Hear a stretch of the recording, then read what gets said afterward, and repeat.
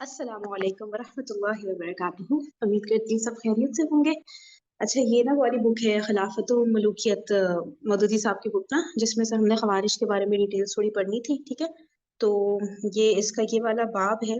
मतलब जैसे कि उस बुक में तो जंग नहरवान से पहले थोड़ा सा इंट्रोडक्शन दे दिया गया है ना, यहाँ पे जो है इस तरह अलग से मेंशन किया है। ठीक है, पहले स्टार्टिंग फ्रॉम शिया फिरका, फिर इस तरह से खवारिज, इस तरह से करके आ रहा है मुसलमानों में मजहबी इख्तिलाफात की इब्तिदा और उसके असबाब। ठीक है, तो ये सेपरेट हेडिंग इन्होंने दी हुई है। तो एक दो पेजेस ही हैं, शिया फिरका से स्टार्ट हो रहा है, तो मैंने कहा कंटिन्यूशन में रहेगा, वहां से रीडिंग स्टार्ट करते हैं। ठीक है। मुसलमानों में मजहबी इख्तिलाफात की इब्तिदा और उसके असबाब। खिलाफत राशिदा का जवाल जिन हालात में और जिन असबाब से हुआ, उनके नताइज में से एक अहम नतीजा ये भी था कि उम्मत मुस्लिमा के अंदर मजहबी इख्तिलाफात रूनुमा हो गए।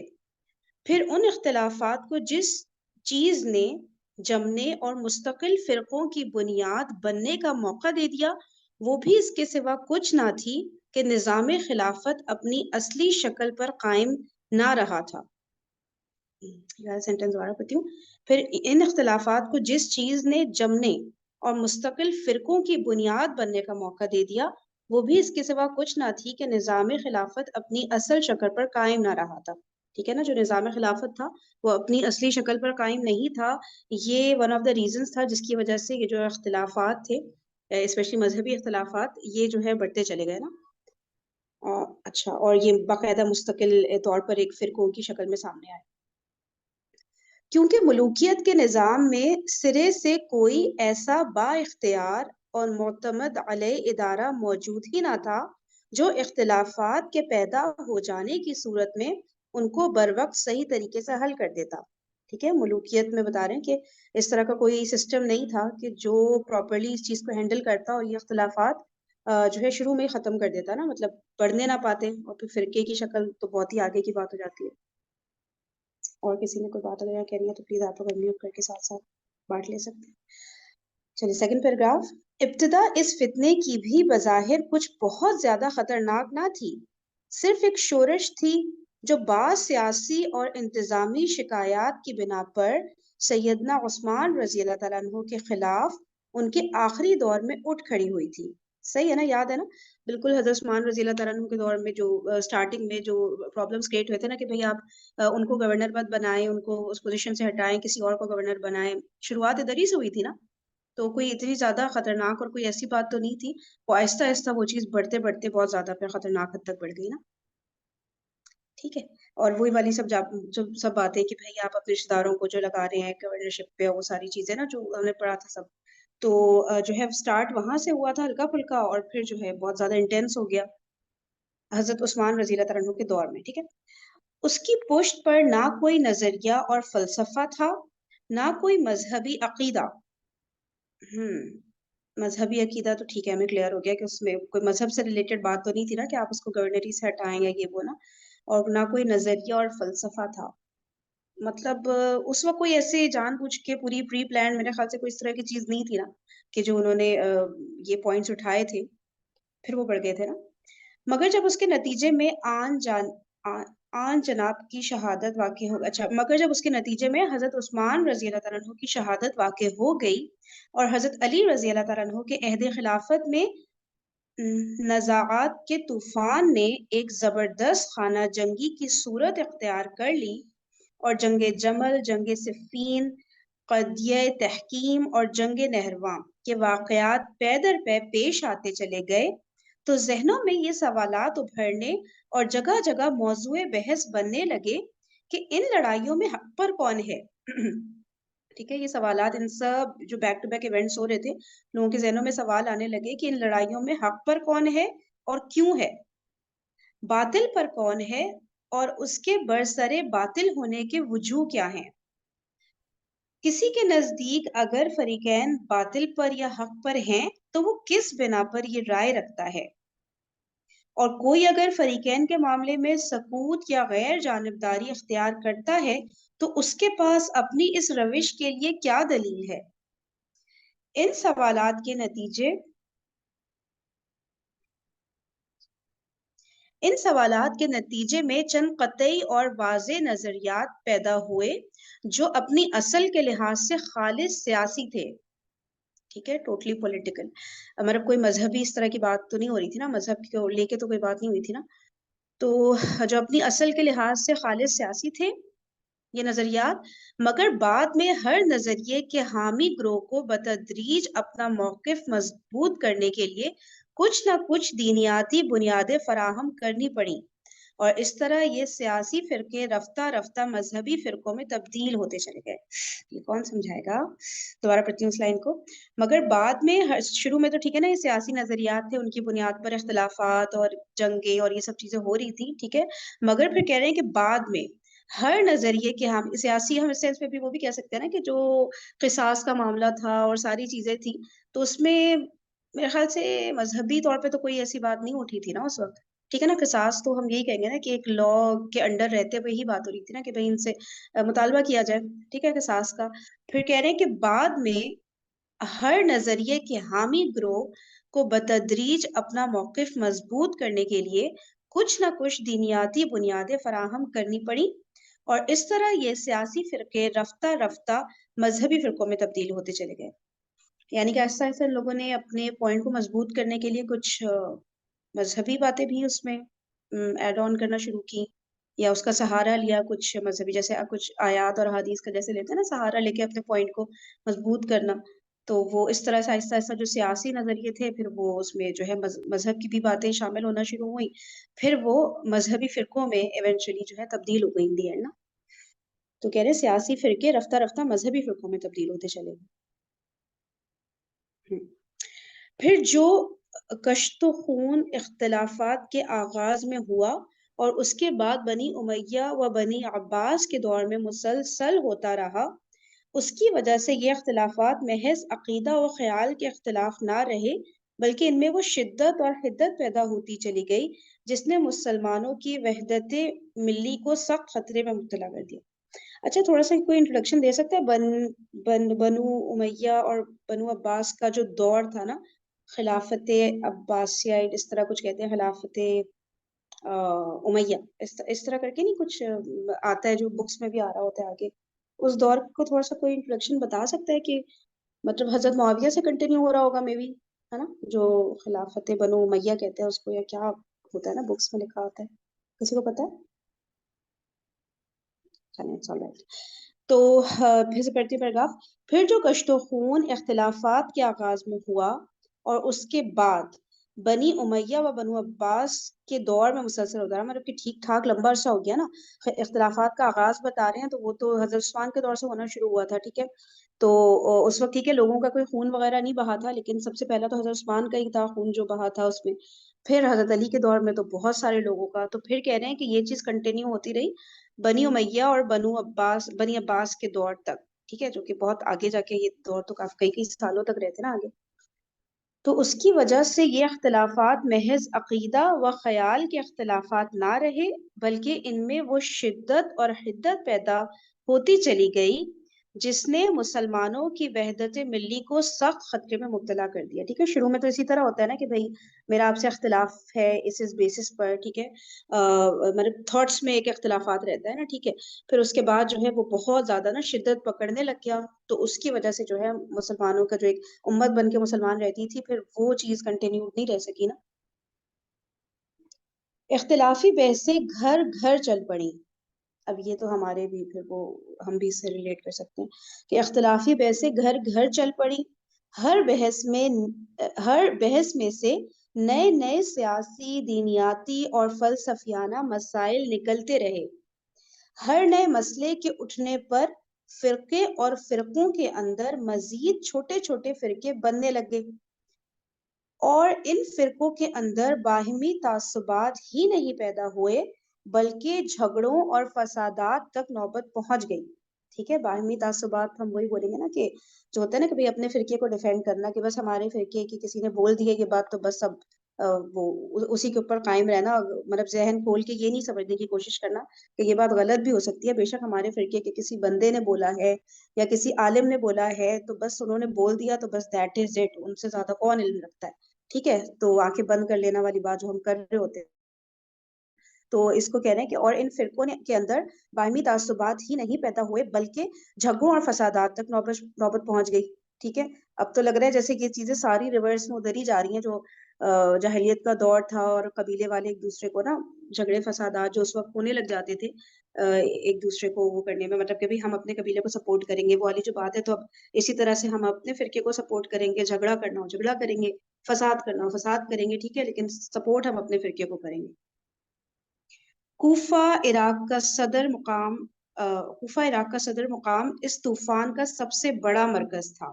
ٹھیک ہے، حضرت علی نے کوفہ میں وہ بنا لی تھی نا سینٹرل جو گورننس تھی ان کی، تو وہاں پہ کہہ رہے ہیں کہ وہ جو تھا نا اس طوفان کا سب سے بڑا مرکز تھا. جو فرقہ واریت کا طوفان جو سٹارٹ ہو گیا تھا تو وہ سب سے بڑا مرکز تھا، کیونکہ عراق ہی کے علاقے میں جمل، صفین اور نہروان کے مارکے ہوئے. یہی حضرت حسین رضی اللہ تعالیٰ عنہ کی شہادت کا دل دہلا دینے والا واقعہ پیش آیا. یہی تمام بڑے بڑے فرقوں کی پیدائش ہوئی. ٹھیک ہے، عراق کی بات ہو رہی ہے. یہی تمام بڑے بڑے فرقوں کی پیدائش ہوئی اور اسی جگہ بنی امیہ اور پھر بنی عباس نے اپنی مخالف طاقتوں کو دبانے کے لیے سب سے زیادہ تشدد استعمال کیا. تفرقہ و اختلاف کے اس دور میں جو کثیر التعداد فرقے پیدا ہوئے ان سب کی جڑ دراصل 4 فرقے تھے. ٹھیک ہے، جو بہت سارے فرقے پیدا ہوئے تو اس کی جو بتا رہے ہیں مین جو تھے نا 4 فرقے وہ یہ تھے. اس کے بعد اس میں سے چھوٹے چھوٹے نکلے نا. شیعہ پہلا فرقہ، دوسرا خوارج، تیسرا مرحبہ پتہ نہیں کیسے پڑھیں گے مرحبہ، چوتھا معتزلہ. یہ 4 مین فرقے تھے جو ادھر کوفہ میں ادھر سوری عراق میں سے یعنی پیدائش ہوئی تھی ان کی ایک طرح سے. ہم یہاں اختصار کے ساتھ ان میں سے ہر ایک کے نظریات کا خلاصہ بیان کریں گے. نمبر 1 شیعہ. حامیان علی رضی اللہ تعالیٰ عنہ کا گروہ ابتدا میں شیعان علی کہا جاتا تھا. ٹھیک ہے نا، جو حضرت علی کے حمایت میں لوگ تھے تو ان کا جو گروہ تھا وہ شیعان علی شروع میں کہا جاتا تھا. بعد میں اصطلاحاً انہیں صرف شیعہ کہا جانے لگا. ٹھیک ہے، تو شارٹ فارم ہم کہیں گے شیعان علی کی شیعہ ہے.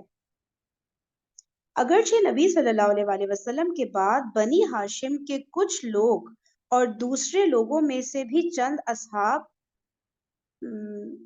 ایسے تھے جو حضرت علی رضی اللہ تعالیٰ عنہ کو خلافت کے لیے اہل تر سمجھتے تھے. کون کون؟ ایک تو یہ بتا رہے ہیں بنی ہاشم کے کچھ لوگ، مطلب نبی پاک صلی اللہ علیہ وسلم کے بعد کی بات کر رہے ہیں کہ بنی ہاشم کے کچھ لوگ اور دوسرے یعنی کہ فوراً بعد کی بات ہو رہی ہوگی نا، حضرت ابو بکر جب وہ مطلب خلیفہ بنے تھے میرے خیال سے اس وقت کی بات ہو رہی ہے کہ اگرچہ نبی صلی اللہ علیہ وآلہ وسلم کے بعد بنی ہاشم کے کچھ لوگ اور دوسرے لوگوں میں سے بھی چند اصحاب ایسے تھے جو حضرت علی کو خلافت کے لیے اہل تر سمجھتے تھے. یعنی حضرت علی کو خلیفہ بننا چاہیے، حضرت ابو بکر کو نہیں بننا چاہیے، ایسے لگ رہا ہے نا. آگے پڑھتی ہوں. اور بعض کا خیال ایک منٹ رکیے گا.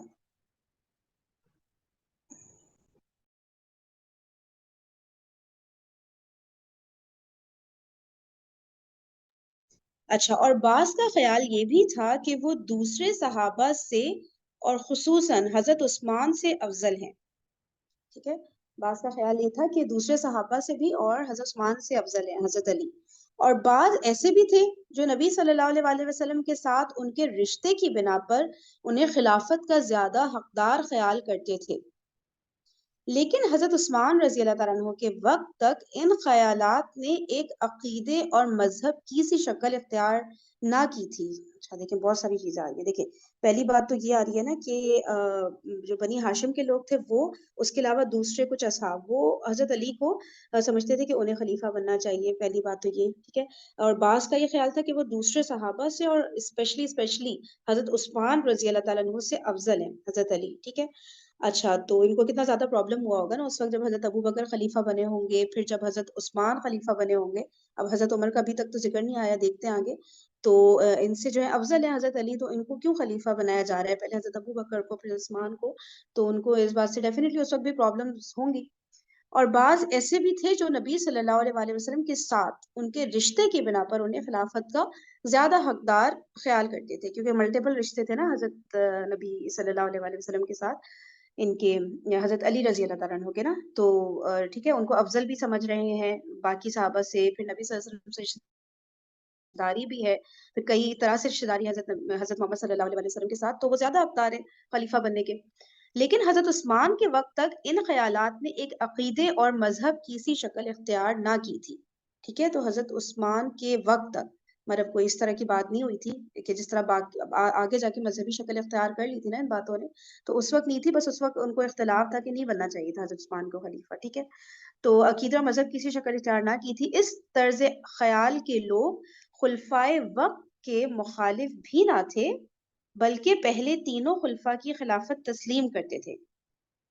اچھا، اس طرح جو سوچتے تھے نا، جو جن کا یہ خیال تھا، یہ سب اوپر جو باتیں ہوئی ہیں حضرت علی رضی اللہ تعالیٰ عنہ کے بارے میں، تو جو یہ تھاٹس رکھتے تھے حضرت علی رضی اللہ تعالیٰ عنہ کے بارے میں، تو وہ لوگ خلفائے وقت کے مخالف نہیں تھے.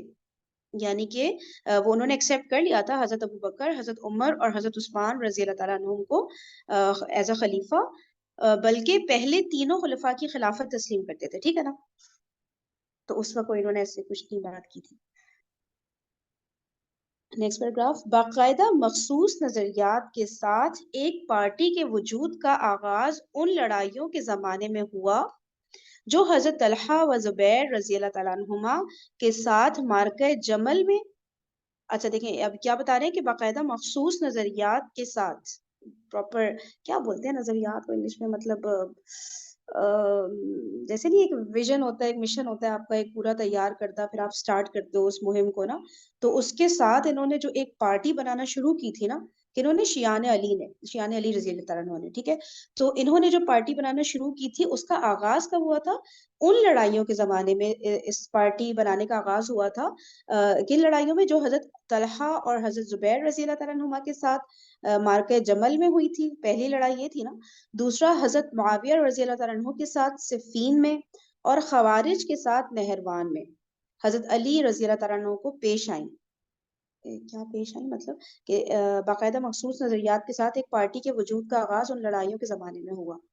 اچھا، جو حضرت علی کے ساتھ یہ سب لڑائیاں ان لوگوں کی پیش آئی تھی. ٹھیک ہے، تو اس وقت پارٹی کا باقاعدہ ایک وجود بنا. پھر حضرت حسین رضی اللہ تعالیٰ عنہ کی شہادت نے ان لوگوں کی صفوں کو مجتمع کیا، مطلب اکٹھا کیا ہے نا. ٹھیک ہے، حضرت حسین کی جب شہادت ہوئی تو اس وقت ان لوگوں کی صفوں کو مجتمع کیا. ان کے مجتمع صحیح کہہ رہی ہوں میں؟ ایسے نا اکٹھا ہی ہوگا نا، جیسے جمع جیسے جی ہوگا. فرین، اکٹھا اور آرگنائز کہہ لیں. صحیح اوکے ٹھیک ہے. پھر حضرت حسین رضی اللہ عنہ کی شہادت نے ان لوگوں کی صفوں کو مجتمع کیا، ان کے جذبات میں شدت پیدا کی.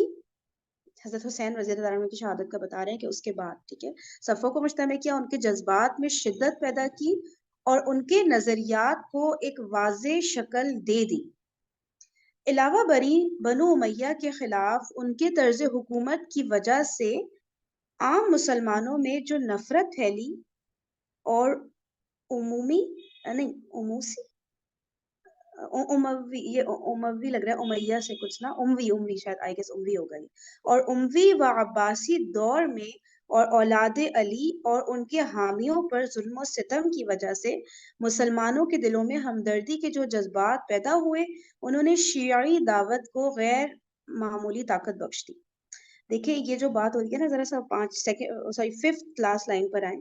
علاوہ بری بنو امیہ کے خلاف، تو بنو امیہ کے خلاف یعنی کہ حضرت معاویہ رضی اللہ تعالیٰ عنہ کا جو پورا سیٹ اپ تھا وہاں پہ، اس کے خلاف، یعنی جو اس کے بعد جو امیہ ڈائنیسٹی پوری آئی تھی نا حضرت امیر معاویہ کے بعد، پھر یزید، اور پھر یزید کے بعد دوبارہ میرے خیال سے تو فائزہ یہ امویہ ڈائنیسٹی تو حضرت معاویہ سے ہی شروع ہو گئی نا پھر. ہاں جب وہ حضرت علی رضی اللہ عنہ کے انتقال کے بعد پھر حضرت حسین رضی اللہ عنہ کی آئی تھی، اور پھر امیر معاویہ کے بعد پھر وہ یزید سے امیت شروع ہو گئی تھی نا، کیونکہ پھر وہاں سے ملوکیت شروع ہو گئی تھی. پھر خلافت اس طرح سے نہیں رہتی جیسے ابھی تو سلیکشن ہو رہی ہے نا، لوگ سلیکٹ کر رہے ہیں. دیکھیں حضرت علی تو خلیفہ بنے، اس کے بعد حضرت حسن بنے 6 مہینے کے لیے، پھر حضرت امیر معاویہ بنے. اب ملوکیت تو شروع ہو گئی نا حضرت امیر معاویہ رضی اللہ تعالیٰ عنہ. امیر معاویہ نے جب وہ پھر یزید کو ہینڈ اوور کی نا، یعنی اپنے بیٹے کو جب دی نا، تو پھر وہ ملوکیت شروع ہو گئی، بادشاہت سمجھ لو جس طرح سے کہتے ہیں. مجھے تو لگ رہا ہے امیر معاویہ سے رضی اللہ عنہ سے ہی سٹارٹ ہوئی ہے ملوکیت، حضرت حسن تک ختم ہو گئی تھی نا خلافت. تو باقی اگر کچھ لوگ تو مطلب خلافت تو نہیں تھی نا، مطلب جو خلافت راشدہ تھی نا وہ حضرت حسن پہ ختم ہو گئی تھی. اس کے بعد اس کو ہم کہتے خلافت بنو امیہ ہے. اور وہ سسٹر کی بات ٹھیک ہے کہ ملوکیت بیسیکلی اس کانسیپٹ سے سٹارٹ ہوئی کہ میرا بیٹا آگے بنے گا. اچھا اچھا اچھا اچھا اچھا اچھا اوکے اوکے اب سمجھ آیا. یعنی اس سے پہلے میرا بیٹا والا کانسیپٹ نہیں تھا. یعنی حسن کو بھی جب سلیکٹ کیا گیا تھا تو لوگوں کی سلیکشن بھی کیا گیا تھا. حضرت علی کے بیٹے کے حساب سے ان کو حضرت علی نے اپوائنٹ نہیں کیا تھا, لوگوں نے سلیکٹ کیا تھا. ہاں لوگوں نے جبکہ یزید کو امیر معاویہ نے اپوائنٹ کیا تھا. بالکل. اور جب اپوائنٹ کیا تھا تو پہلے تو یہ ہوتا تھا نا کہ جب خلیفہ کی ڈیتھ ہو جاتی تھی ان کے بعد مجلس شورا جو تھی وہ ڈیسائیڈ کرتی تھی. حضرت امیر معاویہ نے یہ کیا تھا کہ یزید کو اپنی لائف میں اپوائنٹ کر کے اور اس کی ولی عہدی پر بیعت بھی لی تھی سب سے. اچھا اچھا اچھا اچھا اپنی لائف میں حضرت معاویہ نے. اوکے جی ٹھیک ہے. اور ایک پوائنٹ مجھے کہنا پہلے کرن آپ بتائیے آپ کیا کہہ رہی ہیں پھر میں. السلام علیکم. اچھا خلافت جو ہے وہ صحیح بات ہے 30 سالہ جو خلافت ہے جو حدیث سے بھی ثابت ہے وہ حضرت حسن رضی اللہ تعالیٰ عنہ کے دور پہ ختم ہو گئی تھی. حضرت معاویہ رضی اللہ تعالیٰ عنہ کو اس وجہ سے بھی نہیں خلافت پہ کاؤنٹ کیا جاتا کیونکہ انہوں نے خود اناؤنس کیا تھا. لائک یاد ہوگا کہ انہوں نے اپنی سیپریٹ ریاست کا اناؤنسمنٹ کیا تھا, جبکہ خلیفہ کی ایک جو بیسک وہ ہے پوری امت مسلمہ کا ایک خلیفہ ہوتا ہے, پھر وہ آگے ڈیوٹیز وغیرہ سب اسائن کر. تو حضرت امیر معاویہ نے اپنی حکومت کا سیپریٹلی اناؤنسمنٹ کر کے وہ حاکم بنے تھے وہاں کے مصر کے, اور جو مجھے ان بھی کا ایسے علاقہ. یاد آ رہا ہے کرن کچھ بات ہو رہی تھی کہ میں پہلا بادشاہ ہوں, اور کسی نے نا حضرت پتہ نہیں کون سا حضرت طلحہ حضرت زبیر کون تھے کہ انہوں نے نا ان کو مخاطب کیا تھا, مطلب اے بادشاہ کر کے نا. یہ بھی ہم نے کہیں باقاعدہ پڑھا ہے اے ملک کر کے نا. یہ چیز تھی. اب وہی بات ہے اوتھینٹک ہے کہ نہیں, یہ ریفرنس تھا کہ نہیں مجھے نہیں یاد آ رہا, لیکن یہ چیز کہیں ہاں پڑھی تو ہے. اچھا ایک اور چیز ہمیں یہ بھی ثابت ہوتی ہے نا کہ حضرت امیر معاویہ نے حضرت علی رضی اللہ تعالیٰ عنہ کے دور میں اپنے نام کے ساتھ امیر صرف لگایا تھا. امیر المومنین وہی تھے حضرت علی, یعنی کہ امت کے جو خلیفہ تھے وہ بیسیکلی حضرت علی ہی تھے. انہوں نے امیر کے ایک سیپریٹ حکومت کی قائم ہو گئی. He was not the chosen one in a sense کہ ان کے ہاتھ مسلم امت نے جا کے بیعت نہیں کی تھی, اناؤنسمنٹ کیا تھا. ہاں جی رستے میں کھاتے جانا. باقی بات اگر کوئی کچھ کہہ نہیں رہا تو میں کر دیتی ہوں. اچھا یہ چیز نا تھوڑا سا, کیونکہ مجھے لگ رہا ہے کہ ان آفیشیلی جیسے کہتے ہیں نا بادشاہت کا ایک وہ تھوڑا سا سٹارٹ حضرت امیر معاویہ سے ہو گیا تھا. مجھے اس کو میں پھر بھی چلیں کسی اور بک سے دیکھ لیں گے. یہ وہ دور ملوکیت ہی کاؤنٹ ہوتا ہے کیونکہ حدیث سے بھی ثابت ہے نا کہ 30 سالہ ہوگا, اور ظاہر حدیث تو غلط نہیں ہو سکتی. مطلب مجھے بھی لگ رہا ہے کہ یہ کانسیپٹ نا بے شک ولی عہدی کا کانسیپٹ بعد میں آیا, وہ یزید کا سب کچھ, لیکن سٹارٹنگ تو پھر بھی ادھر سے ہو گئی تھی. مجھے بھی ایسا بہت زیادہ لگ رہا ہے, لیکن مطلب ایک اسٹارٹ ہو گیا تھا. بھلے ہی ان کا جو دور تھا وہ خلافت کے طور طریقوں سے تھا, شرعی تھا, نظام ان کا پورا سسٹم اسلامی تھا, لیکن وہ ایک ہوتا ہے نا مسلط ہوئے ہوئے بادشاہ بنے تھے. امیر جو بنے تھے وہ مسلط ہوئے ہوئے بنے تھے, مطلب خود بنے تھے, انہوں نے خود اناؤنس کیا تھا.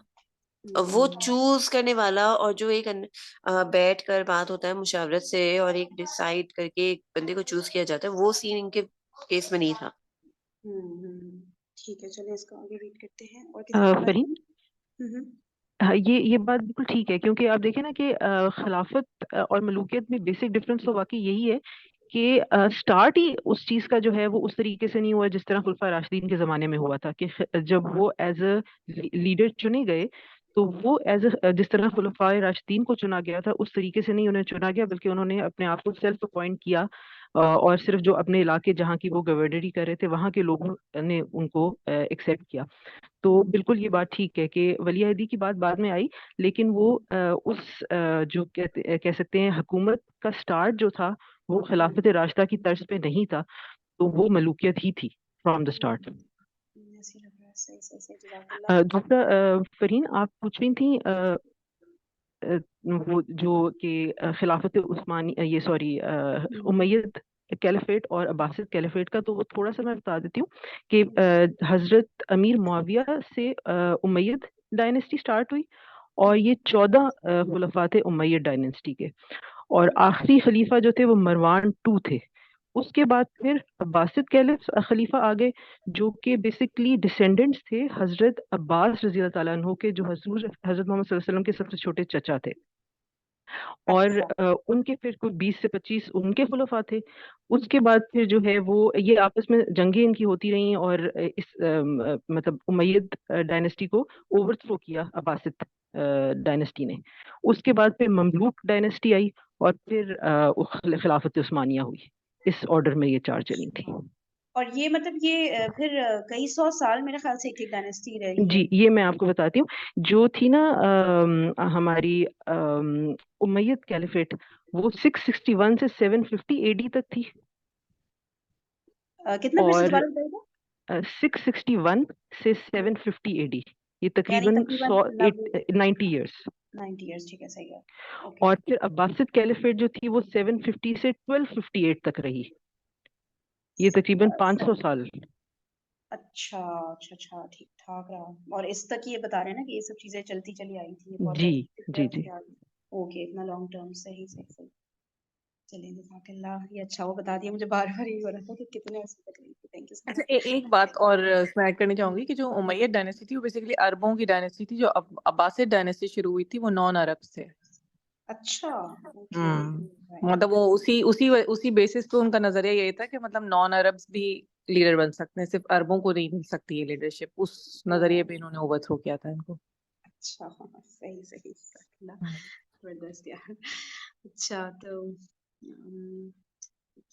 میں ادھر یہ والا پیراگراف چل رہا تھا نا، یہ دیکھیں، علاوہ بری بنو امیہ کے خلاف ان کے طرز حکومت کی وجہ سے، نہیں تھوڑا سا پیچھے سے آتی ہوں، پھر حضرت حسین رضی اللہ تعالیٰ عنہ کی شہادت نے ان لوگوں کی صفوں کو مجتمع کیا، ان کے جذبات میں شدت پیدا کی اور ان کے نظریات کو ایک واضح شکل دے دی، یعنی شیعان علی کے، ٹھیک ہے۔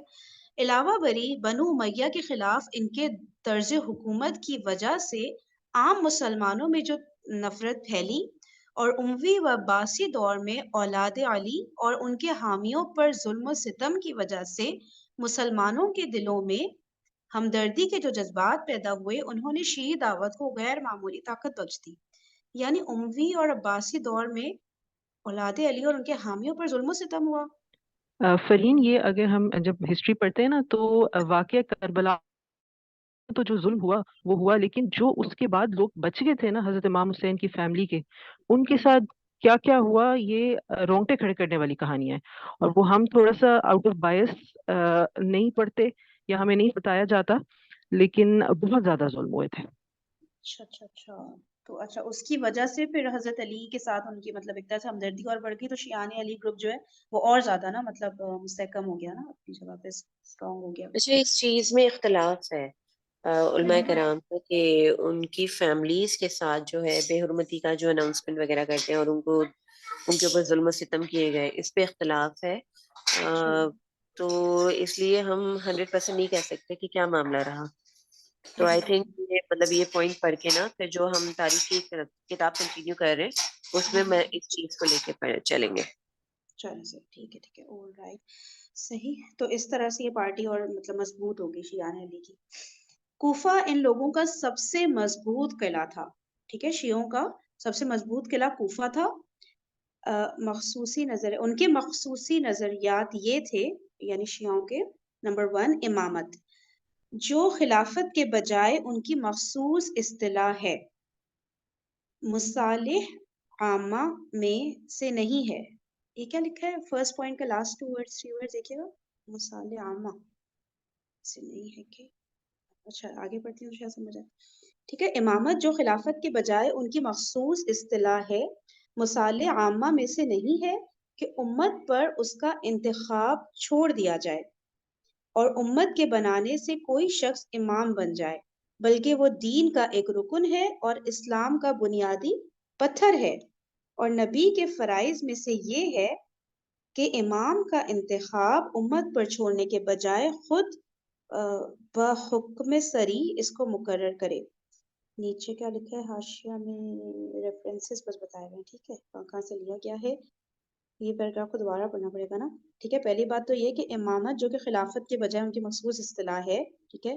مصالح عامہ میں سے نہیں ہے کہ امت پر اس کا انتخاب چھوڑ دیا جائے. ٹھیک ہے. یہ لوگ اس بات کو نہیں مانتے نا کہ امت کے لوگ جو ہیں وہ امام سلیکٹ کریں گے. ٹھیک ہے.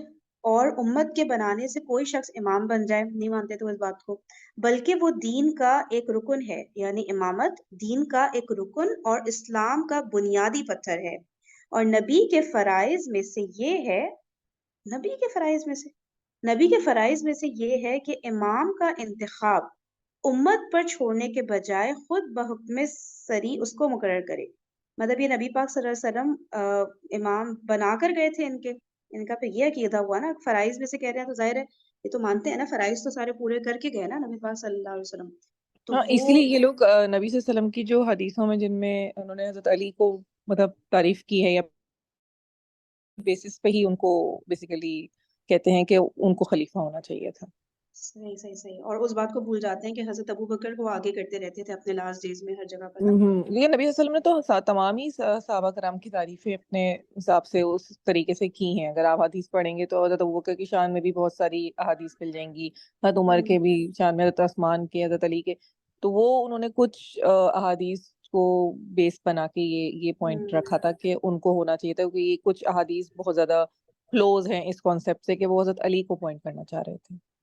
جس میں ہم لوگ اگر ویسے دیکھیں تو جو مین پوائنٹس ہیں وہ یہ کہ بھائی یہ خاندان کے تھے، پہلی بات تو یہ سب سے بالکل اسٹرانگ.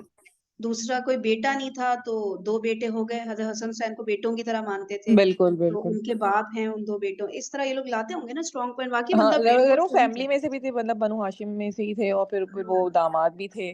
تو وہ اور پھر وہ حدیث جو بڑی مشہور ہے کہ میں علی میں سے ہوں، علی مجھ سے، اس طرح سے ہے نا ایک حدیث، وہ اس کو بھی کافی وہ کرتے ہیں یہ اوکے لوگ. اوکے اسی صحیح. کانسیپٹ سے یہ لوگ بولتے ہیں کہ جو ہے وہ ڈیزرونگ تھے زیادہ. اور اس وقت جب حضرت ابوبکر رضی اللہ عنہ کو امام بنائے تھے، انہوں نے کہا تھا کہ میری جگہ پہ وہ نماز پڑھائیں گے. یہ بھی بہت کلیئر سا، ورنہ حضرت علی کو بھی کہہ سکتے تھے کہ بھائی وہ نماز پڑھائیں گے میری جگہ، جب نہیں پڑھا پا رہے تھے بالکل لاسٹ ڈیز میں، مسجد بھی جانا مشکل ہو گیا تھا نبی پاک صلی اللہ علیہ وسلم کے لیے. تو انہوں نے ان کو ہی کہا تھا، جبکہ حضرت عائشہ منع بھی کر رہی تھی. اب ریزن تو الگ الگ جگہ پہ الگ لکھے ہوئے آتے ہیں کہ حضرت عائشہ کیوں منع کر رہی تھی اس بات کو کہ حضرت ابوبکر رضی اللہ عنہ کو امامت کے لیے نہیں بھیجیں. ٹھیک ہے. تو لیکن پھر بھی حضرت محمد صلی اللہ علیہ وسلم بالکل فرم تھے اس بات پہ کہ نہیں، وہ ہی کریں گے اور کوئی بھی نہیں نا. تو انہوں نے امامت کی تھی. تو کافی سارے سائنس مل جاتے ہیں. تو اچھا پھر ٹھیک ہے. تو یہ نبی کے فرائض میں سے ہے. تو مطلب کہ ایک طرح سے وہ یہ کہتے ہیں کہ نبی صلی اللہ علیہ وسلم تو یہی چاہتے تھے کہ حضرت علی ہی بنے اگلا خلیفہ، لیکن لوگوں نے پھر یہ سب میس کر دیا اور حضرت ابوبکر کو بنا دیا. وہ اس بات کو اسی طرح پیش کرتے ہوں گے. نمبر 2، امام کو معصوم ہونا چاہیے، یعنی وہ تمام چھوٹے بڑے گناہوں سے پاک اور محفوظ ہو. اس سے غلطی کا صدور جائز نہ ہو، یا اللہ، اس سے غلطی کا صدور جائز نہ ہو، اور ہر قول و فعل جو اس سے صادر ہو برحق ہو. یہ کیا، یہ تو نبی کے مقام پہ ہی پہنچا دیا. پھر غلطی تو ہوتی ہے، صحابہ سے بھی غلطی ہوئی تھی، یہ تو انہوں نے بالکل ہی وہ کر دیا. گناہ بھی میرے خیال سے ہم لوگ یہ تو نہیں کہہ سکتے کہ صحابیوں نے کبھی کوئی گناہ نہیں کیا. یہ تو پھر ہم لوگ نبی کے ساتھ ہی اس بات کو اٹیچ کرتے ہیں نا کہ وہ گناہ نہیں کر سکتے تھے. باقی تو اس طرح سے آپ نبی کے اسٹیٹس پہ تو نہیں لے کے جا سکتے امام کو یا کسی بھی صحابی کو. تو کہہ رہے ہیں کہ امام کو معصوم ہونا چاہیے، یعنی وہ تمام چھوٹے بڑے گناہوں سے پاک اور محفوظ ہو. اس سے غلطی کا صدور جائز نہ ہو. اچھا، غلطی گناہ پہلے آیا پھر بعد میں غلطی کا ورڈ ہے کہ اس سے غلطی کا صدور جائز نہ ہو، اور ہر قول و فعل جو اس سے صادر ہو برحق ہو. یعنی 12 امام ہیں نا ان کے ٹوٹل، تو کسی نے کبھی کوئی گناہ بھی نہیں کیا، کسی سے کوئی غلطی بھی نہیں ہوئی. پھر یہ تو یہی مانتے ہوں گے، ہے نا. صحیح ہے. چلیں آگے چلتے ہیں.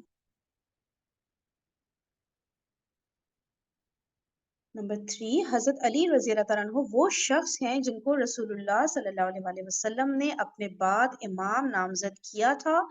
وہ بر بنائے نص امام تھے. نمبر 3، الشہر ستانی ابن خلدون.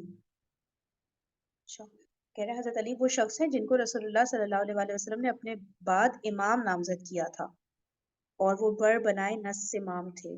پتہ نہیں کیا سب سے پہلے امام کو شاید کہتے ہوں گے بر بنائے، مشکل سا ورڈ ہے. نمبر 4، ہر امام کے بعد نیا امام لازماً اپنے سے پہلے امام کی نص پر مقرر ہوگا. کیا ہے یہ نون سواد سمجھ نہیں آ رہا، دیکھو گوگل پہ ایک سیکنڈ.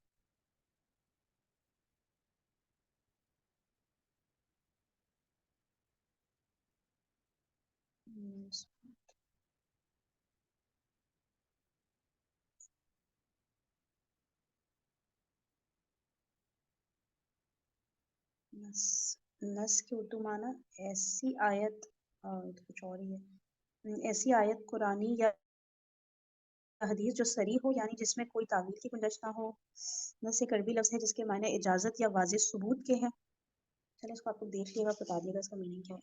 اچھا نمبر 4 ہے ہر امام کے بعد نیا امام لازماً اپنے سے پہلے امام کی نس پر مقرر ہوگا کیونکہ اس منصب کا تقرر امت کے سپرد ہی نہیں کیا گیا ہے کہ مسلمانوں کے منتخب کرنے سے کوئی شخص امام ہو سکے. ٹھیک ہے، یعنی پرانا امام نئے امام کو اپوائنٹ کر کے جائے گا، ہے نا، اس سے پہلے امام کی نس پر مقرر ہوگا. پتہ نہیں بھائی نس کیا ہے. اچھا نمبر 5 شیعوں کے تمام گروہوں کے درمیان اس بات پر بھی اتفاق تھا کہ امامت صرف اولاد علی کا حق رضی اللہ تعالیٰ عنہ کا حق ہے. اچھا یہ بھی ہے، حضرت علی رضی اللہ تعالیٰ عنہ کی اولاد، ٹھیک ہے نا، ان میں سے ہی کوئی نہ کوئی بنے گا، یعنی انہی کے خاندان میں سے جو آگے جنریشنز آتی رہی ہیں. یہ ساری نیچے ریفرنسز دیے. ٹھیک ہے، اس متفق علیہ نظریے کے بعد شیعوں کے مختلف گروہوں کی آرا مختلف ہو گئی. ٹھیک ہے، یعنی کہ یہ جو اوپر کے پوائنٹس ہیں کہ تمام شیعہ ان باتوں کو مانتے ہیں اس متفقن علیہ نظریے کے بعد. ٹھیک ہے، شیعوں کے مختلف گروہوں کی آرا مختلف ہوگی، پھر جو آگے ان کی رائے تھی وہ جو ہے مختلف ہوئی، جس کی وجہ سے شیعوں میں بھی مزید چھوٹے چھوٹے فرقے بنے. اب وہ ہم لوگ انشاءاللہ پھر کل پڑھ لیں گے. ٹھیک ہے، پلیز آپ لوگ کوئی نا یہ مجھے سمجھ نہیں آئے گا یہ میننگ میں جتنا بھی ڈھونڈوں نا، یہ نون سواد کے اوپر نا یہ شد ہے، اس کا میننگ اگر کوئی گروپ پہ پلیز بتا سکے. ٹھیک ہے، تاکہ ذرا کلیئر ہو جائے کانسیپٹ. ٹھیک ہے، چلیے تھینک یو سو مچ، جزاکم اللہ خیرا کثیرا، سبحانک اللہم و بحمدک، نشہد ان لا الہ الا انت، نستغفرک و نتوب الیک. السلام علیکم ورحمۃ اللہ وبرکاتہ.